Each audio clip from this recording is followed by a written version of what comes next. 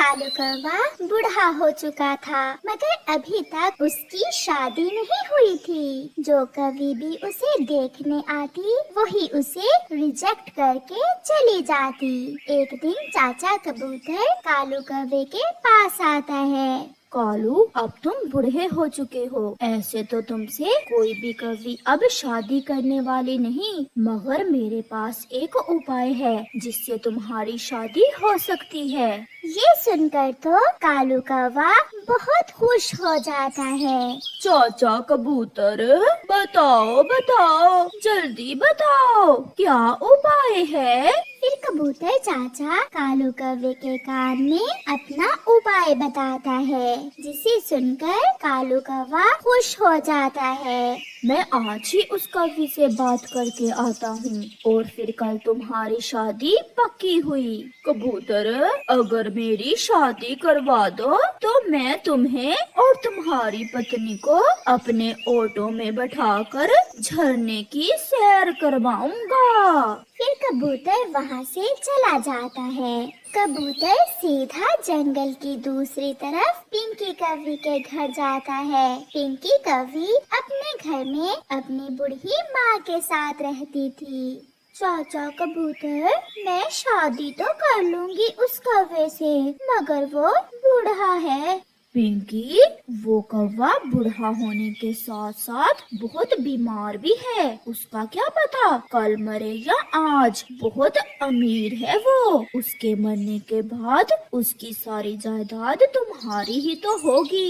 ये सुनकर पिंकी की बूढ़ी माँ भी जल्दी से बोलती है। कबूतर चाचा, तुम जाओ, हमें ये रिश्ता स्वीकार है। कल ही उस कौवे को लाना और मेरी बेटी को ब्याह कर ले जाना।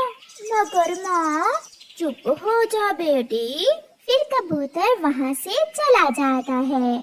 2-4 दिन में वो बुढ़ा कौवा मर जाएगा और फिर तुम किसी जवान कौवे से शादी करके अच्छी जिंदगी गुजारना।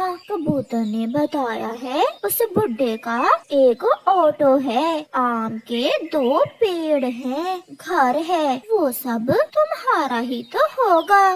माँ, अगर वो ना मरा तो फिर क्या होगा? जितना वो बीमार है वो तो केवल 2-4 दिन ही और जिएगा। फिर पिंकी भी मान जाती है और दूसरे दिन चिड़िया और कबूतर चाचा कालू कौवे को दुल्हा बनाकर ले आते हैं। कालू, इनके सामने बीमार होने का नाटक करना, वरना यहाँ से भी दुल्हन के बिना ही जाना पड़ेगा। पिंकी और उसकी माँ भी आ जाती हैं। पिंकी दुल्हन बनी हुई बहुत सुंदर लग रही थी। कालू कौवा भी बीमार होने का नाटक शुरू करता है। दवा, मेरी दवा कहाँ है चाचा कबूतर? सॉरी कालू, तुम्हारी दवा तो घर में ही भूल आया। माँ, ये तो सच में मरने वाला है। कालू जी, आप चिंता न करें, मैं घर जाकर आपको समय पर दवा दे दूंगी। फिर उन दोनों की शादी हो जाती है और कालू पिंकी को बिहाकर अपने दोस्तों के साथ वहाँ से चला जाता है। घर में कालू कौवे ने एक बोतल में शहद डालकर रखा हुआ था। वो अपनी पत्नी से कहता है, पत्नी जी, मेरी वो दवा मुझे पिला दो, मैं बहुत बीमार हूँ पिंकी। फिर पिंकी शहद वाली बोतल से कुछ कतरे कालू के मुंह में डाल देती है। पति जी, अब आप चिंता न करें, अगर आप मर भी गए मैं सब कुछ संभालूंगी। किसी भी दूसरे पक्षी को अपने आमों के पेड़ों के पास भी नहीं आने दूंगी। ये सुनकर कालू कौवा मन ही मन हंसता है। मैं भी इतनी जल्दी मरने वाला नहीं हूँ, ये तो मेरा नाटक है। क्या कहा पति जी? कुछ नहीं, मैंने कहा अब मुझे काहे की चिंता, अब तो मैं आराम से मर सकूंगा। फिर ऐसे ही कुछ दिन गुजर जाते हैं। कालू कौवा तरह तरह के भोजन खाता, फल खाता। एक दिन वो पति पत्नी अपने ऑटो में बैठकर बाहर घूमने जाते हैं। वो मिठाई की दुकान पर जाते हैं। सुनो भी पक्षी, एक प्याला दूध का दो मलाई डालकर। सुनिए जी, आपकी तबीयत तो पहले ही इतनी खराब है। मलाई वाला दूध आपकी सेहत के लिए ठीक नहीं है। बीमार हूँ पिंकी, अगर कुछ खाऊं पीऊंगा नहीं तो मैं समय से पहले ही मर जाऊंगा।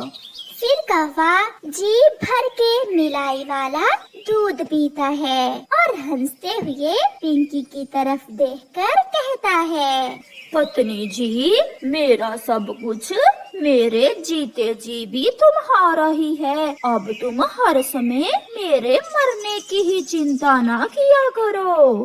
मगर कबूतर चाचा ने तो कहा था कि तुम 1-2 दिन में ही मर जाओगे। हाँ, ऐसा पहले था, मगर अब मेरी सेहत पहले से काफी बेहतर है। शायद अब मैं ना मरूं।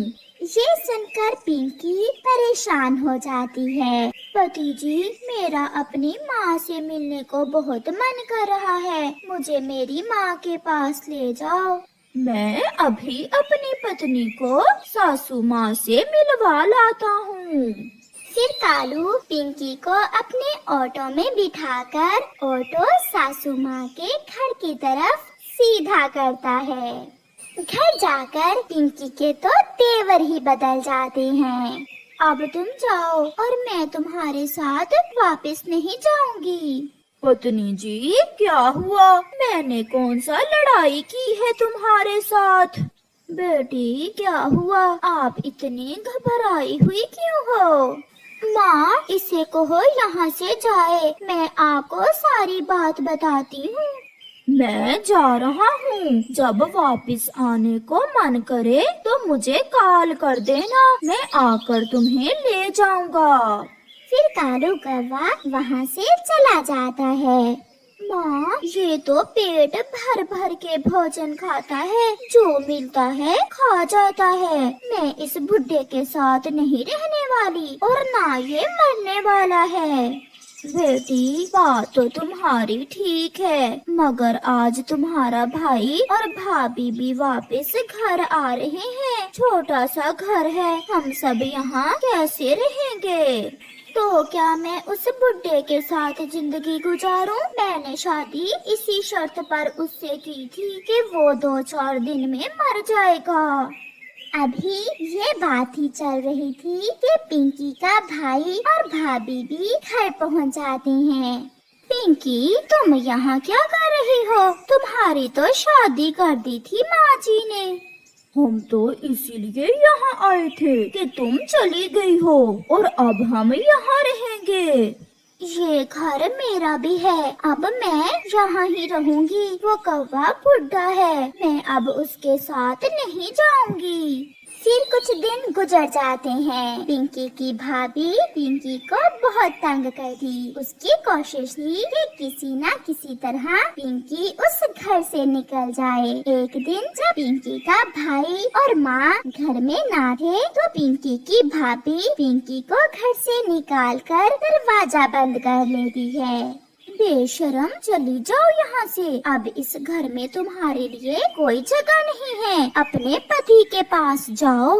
थोड़ी देर पिंकी वहाँ बैठकर रोती रहती है और फिर रोते हुए वापस अपने पति कालू की तरफ चली जाती है। पिंकी, तुमने मुझे बताया होता, मैं आपको ऑटो में ले आता। मुझे मेरी भाभी ने घर से निकाल दिया। बहुत अच्छा किया पिंकी, जो आपकी भाभी ने आपको घर से निकाल दिया, क्योंकि आपका घर अब ये है। मैं आपको दुनिया की हर खुशी दूंगा। एक झूठ मैंने आपसे शादी करने के लिए बोला था। झूठ? कैसा झूठ पति जी? मैं बूढ़ा जरूर हूँ, मगर मैं बीमार नहीं हूँ और ना ही मैं मरने वाला हूँ। वो तो मैंने शादी करने के लिए बीमार होने का नाटक किया था। ये सुनकर पिंकी उछलकर बोलती है, क्या? हाँ जी, देखो मैं तो उल्टी कलाबाजी भी लगा सकता हूँ और उस बोतल में कोई दवा नहीं बल्कि शहद है। पिंकी भी अब समझ चुकी थी कि अब यही घर उसका अपना है और उसका पति बुढ़ा जरूर है मगर उसकी हर खुशी पूरी करता है। फिर पिंकी खुशी खुशी कालू कौवे के साथ जीवन गुजारती है। चिड़िया अपने घर में अपने छोटे से बेटे के साथ बैठी हुई थी। वो अपने बेटे के साथ बहुत खुश थी क्योंकि उसके पास सुंदर सा घर था, भोजन था और अपने बेटे का प्यार। चिड़िया के पड़ोस में एक गोरी कौवी रहती थी जो चिड़िया की पड़ोसन तो थी मगर वो चिड़िया से बहुत जलती थी। वो हर समय चिड़िया को नुकसान पहुंचाने के चक्कर में रहती क्योंकि वो किसी न किसी तरह चिड़िया से उसका सुंदर घर छीनना चाहती थी। कालू जी, कोई ऐसा उपाय बताओ जिससे ये छोटी चिड़िया मर जाए और किसी को मुझ पर शक भी न हो। गोरी, इसे मारने से तुम्हें क्या मिलेगा? उसका घर। मैं उसके छोटे से बेटे को घर से निकालकर घर पर कब्जा करना चाहती हूँ। तो फिर हम ऐसा करते हैं, किसी तरह चिड़िया को किसी वहम में डाल देते हैं जिससे वो धीरे धीरे मर जाएगी और किसी को पता भी नहीं चलेगा कि ये खेल हमने खेला है। हाँ कालू जी, हम ऐसा ही करेंगे। दूसरे दिन चिड़िया गोरी कौवी के पास आती है। गोरी, आज मेरी सेहत कुछ ठीक नहीं है, चलो हम बुलबुल से दवा ले आते हैं। क्या हुआ चिड़िया? मेरे गले में दर्द है और साथ में हल्का हल्का बुखार भी है। चिड़िया, आप घर जाएं, मैं और गोरी उधर ही जा रहे हैं। हम बुलबुल को आपके घर ही ले आते हैं। मगर वो क्यों कालू? चिड़िया को वहीं जाने दो ना। बताता हूँ चिड़िया, आप जाएं, मैं अभी बुलबुल को लेकर आता हूँ। फिर चिड़िया अपने